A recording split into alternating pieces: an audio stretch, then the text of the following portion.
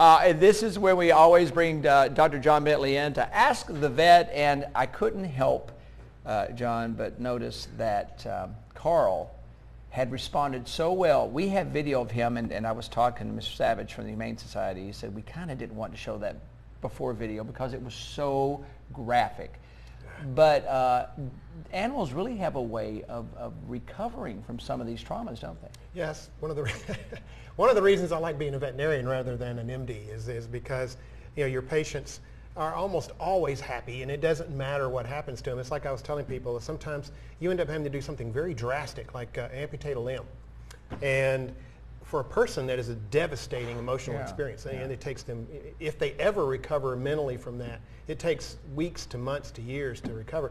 In a dog, it's like the next day, how am I going to get to the food bowl? No, or just give me some loving. Right. Yeah. It's instant almost. It's amazing how fast they recover. Which makes you, I mean, of course, they don't have the responsibilities that people do because we take care of them. But it is a lesson for all of us to, look at it. Sometimes they can be inspirations. Animals can be inspirations to people, and very often they are. Yes. All right. Now, if we have an animal that goes through a traumatic incident, like maybe it was hit by a car, or maybe it was injured in some way, or maybe we've adopted an animal that's been through some trauma, not quite well healed, is there anything that we need to keep in mind as far as the well-being of that animal that we might not expect, do you think? Well, you have to remember that, like people, that's one of the reasons we get along with them so well, dogs are pack animals.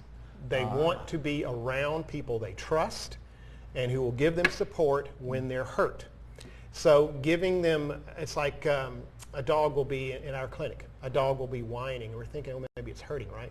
The instant you enter the room and pet them, it all goes away. They want somebody there, and that's the most important thing, is that they require emotional support, not for as long, thankfully, as it is in people, but they do require the same type of emotional support when they're hurt. And I guess the same could be said for cats. I have a very emotionally dependent cat at my house. A little less, actually. A little less they're more because aloof, I guess. Well, you have to remember that in the wild, cats are solitary predators, they're called, and they have a domain in which they don't want any other cats. No, that's true, yeah. And so they're not a pack animal in the natural state. So they more require being left alone a lot of times when they're hurt. And if you come in and you keep constantly bothering them, a lot of times that they will do less well than if you just check on them, pet them, say, hi, how you doing, that sort of thing. Difference. And let them come to you rather than the other way around.